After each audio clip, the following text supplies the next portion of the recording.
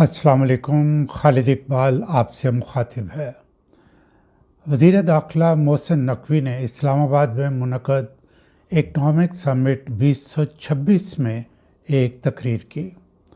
حیرت انگیز طور پر ان کی تقریر پر شدید رد عمل دیکھنے اور سننے کو ملا۔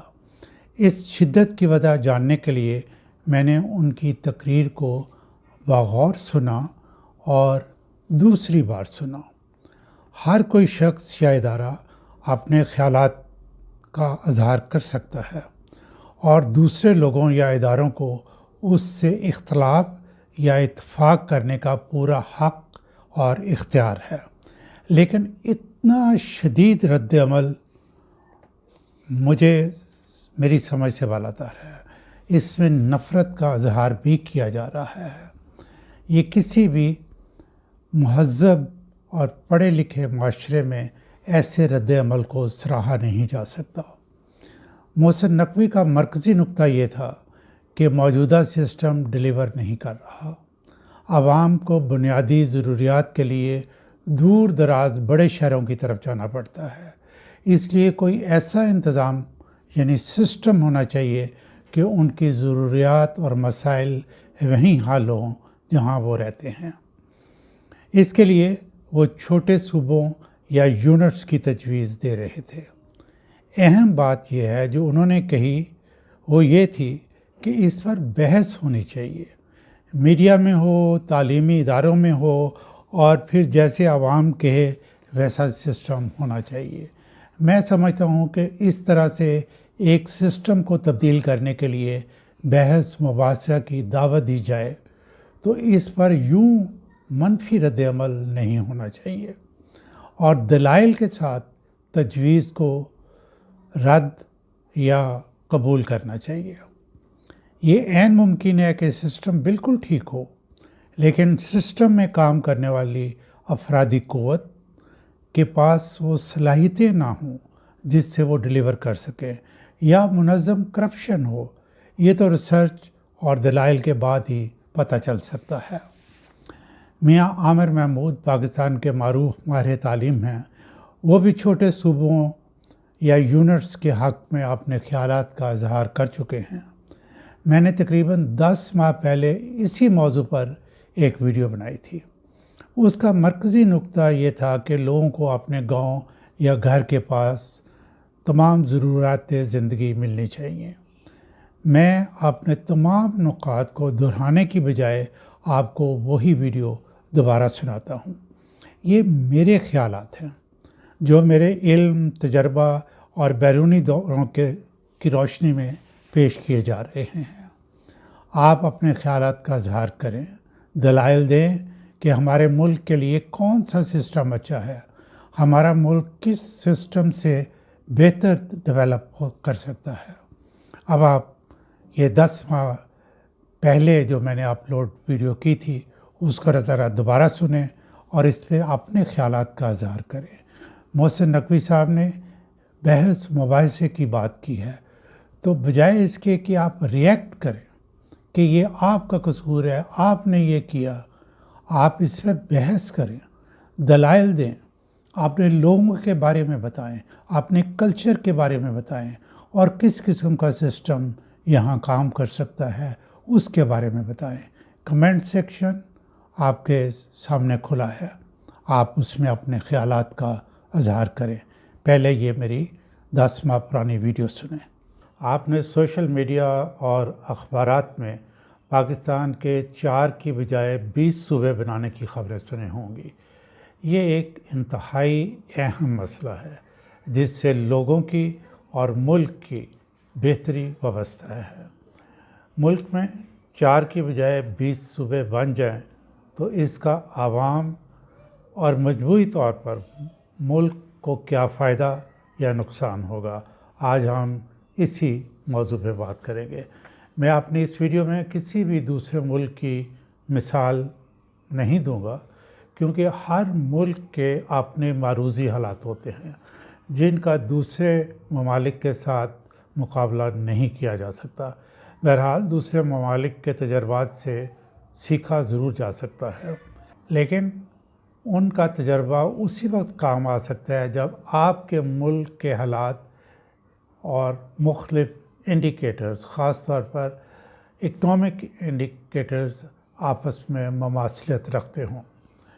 20 सूबों का मतलब ये है कि 20 गवर्नर, 20 वज़राए आला, 20 चीफ सेक्रेटरी और 20 आईजी पुलिस, और सूबे को चलाने के लिए पूरा सेक्रेटेरिएट। पहला सवाल ये पैदा होता है कि 20 सूबों की कैबिनेट्स और सेक्रेटेरिएट को चलाने के लिए फंड्स कहाँ से आएंगे। आगे चलने से पहले मैं जनरल मुशर्रफ के दौर का नाज़म सिस्टम जो था वो मैं आपको बता दूं। अगर आप किताबों की बात करें या इंटेलेक्चुअल डिस्कशन की बात करें तो नाज़म सिस्टम एक बेहतरीन सिस्टम था, लेकिन पाकिस्तान में ये बुरी तरह नाकाम रहा। इस चीज़ से हम एक सबक ये सीख सकते हैं कि हमें जो कुछ भी करना है अपने मुल्क के हालात, कल्चर, लोगों की आदत, हर चीज़ को सामने रख के फैसला करना होगा। वैसे ये जो नाज़म सिस्टम है इस पर मैंने सीनियर अफसरान के लिखे हुए पेपर्स जो हैं या डिफरेंट किस्म की असाइनमेंट्स जो हैं उनको काफ़ी दफ़ा सुपरवाइज़ किया है और ये जानने की कोशिश की है कि नाज़म सिस्टम पाकिस्तान में क्यों नाकाम रहा, ब्यूरोक्रेसी या सियासतदानों की वजह से। इसका ज़िम्मेदार दोनों में से कौन है।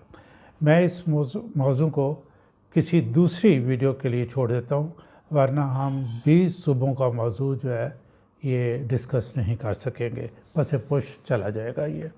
नाज़रीन, एक नुक्ता याद रखें कि मुल्क को 4 की बजाय 20 सूबों में तकसीम करने वाले ये इस्तदलाल पेश करते हैं कि दूर दराज के इलाके में रहने वाले लोगों की ज़िंदगी की बुनियादी ज़रूरियात भी नहीं मिलती उनको, जो ना उनसे भी महरूम है। उन इलाकों में या तो डेवलपमेंट होती ही नहीं, अगर होती है तो बहुत कम और वो भी बहुत लो क्वालिटी की होती है।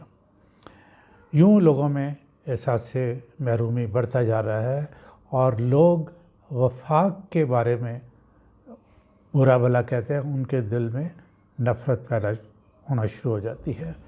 इन इलाकों के रहने वाले जिन लोगों में कुछ करने की सलाहियत होती है, यानी वो डिटरमिन्ड होते हैं कि हमने ज़िंदगी में कुछ बनना है, कुछ करना है, तो वो बड़े शहरों का रुख करते हैं।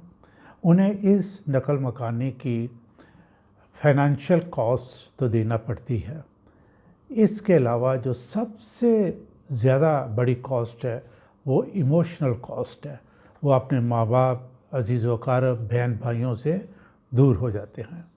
मैंने अपनी मुतअद्दिद वीडियोस में कहा कि मुल्क की तरक्की के लिए हमें इवन डेवलपमेंट की पॉलिसी पर अमल करना चाहिए, जैसे कि जापान में है।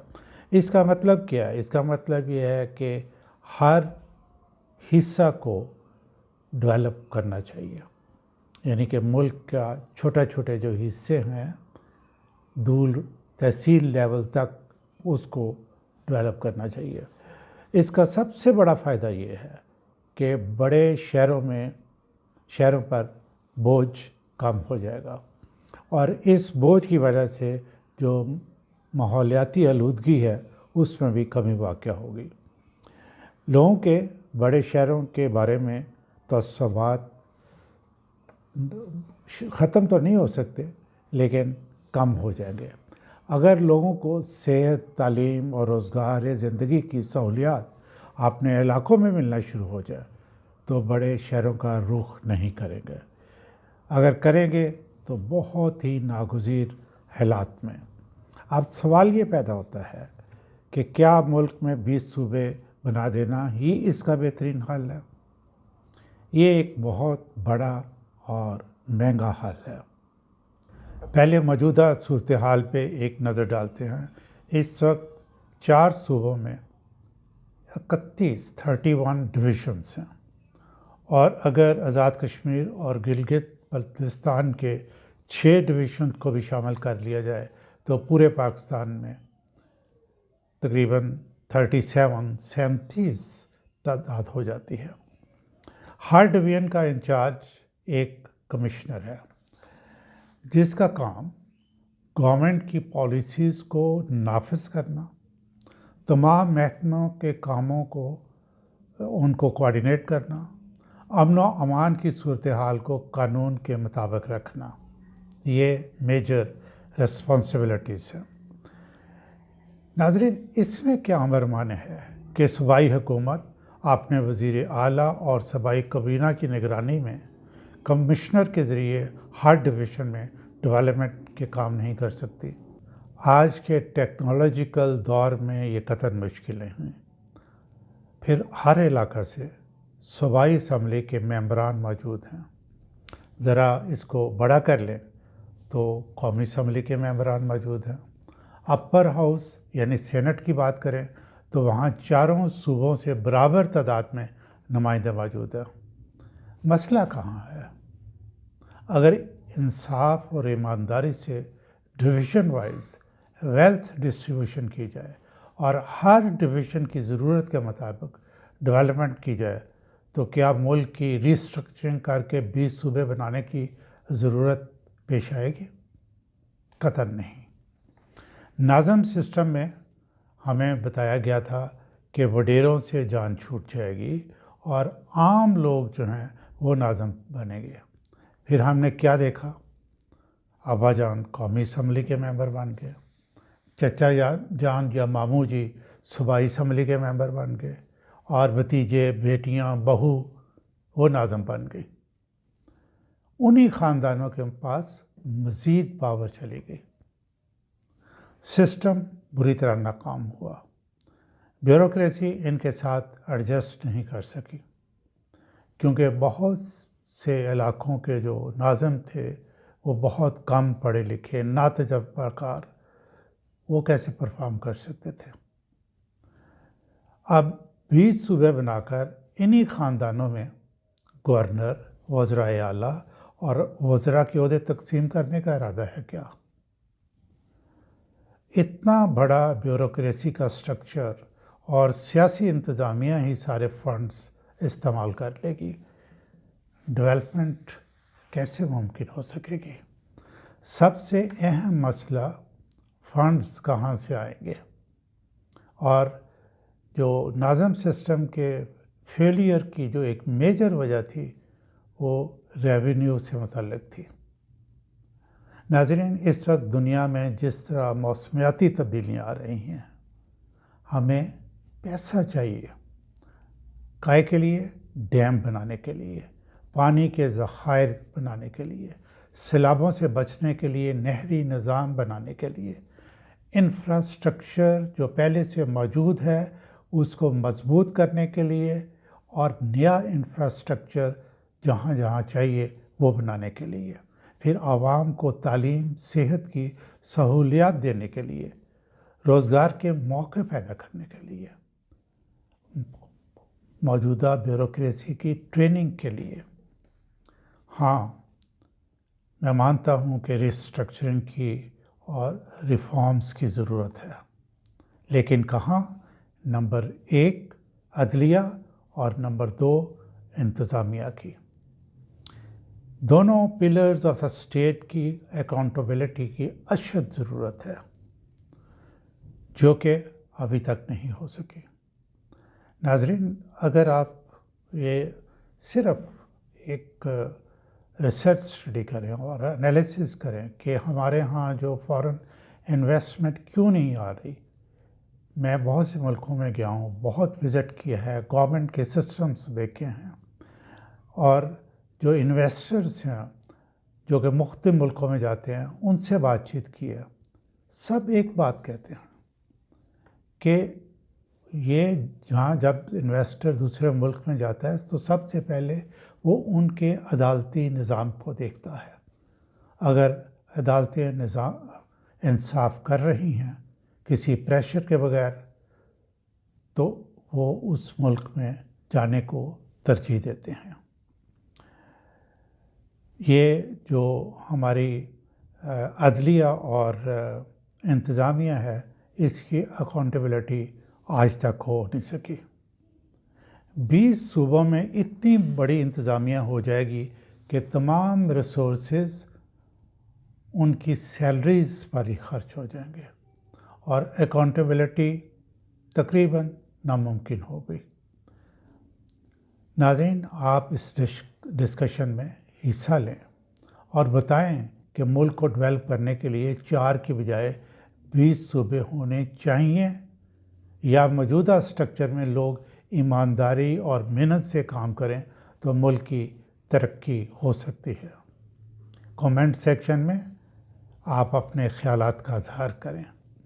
اصل مسئلہ ایٹیٹیوڈ اور بیہیویئر کا ہے۔ لوکل گورنمنٹس کو فعال کریں، بیوروکریسی سے میرٹ پر کام کروائیں اور کوئی بیوروکریٹ جو ہے کوئی پاورفل لوگوں کا ڈیئر وانس نہیں ہونا چاہیے۔ یہ جو بیوروکریٹس ہیں they should be loyal to the cause, کہ ان کی جو جاب ہے اس کے ساتھ ان کی لائلٹی ہونا چاہیے۔ لیکن آپ یہاں دیکھتے ہیں کہ بیوروکریٹس جو ہیں یہ ان کے ساتھ چمٹتے ہیں جو سمجھتے ہیں کہ ریٹائرمنٹ کے بعد بھی ان کو کچھ نہ کچھ مل جائے گا۔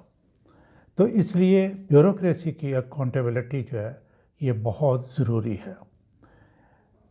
موجودہ گورنمنٹ سٹرکچر میں ہی ملک کو ترقی کی راہ پہ گامزن کیا جا سکتا ہے۔ پاکستان کے موجودہ مسائل کا حل 20 صوبوں میں ڈھونڈنا انتہائی غلط تشخیص ہے۔ ناظرین، یہ ملک آپ کا ہے، یہ جو 20 صوبے بنانے ہیں یہ آپ کے متعلق پرپوزل ہے، اس لیے آپ اس میں ضرور حصہ لیں اور کمنٹ سیکشن آپ کے لیے کھلا ہے۔ جو بھی آپ اپنی رائے کا اظہار کرنا چاہتے ہیں وہ کریں، میں پھر اس کو سم اپ کر کے سب کا ایک اور ویڈیو بنا کے آپ کے سامنے پیش کر دوں گا کہ لوگ کیا چاہتے ہیں۔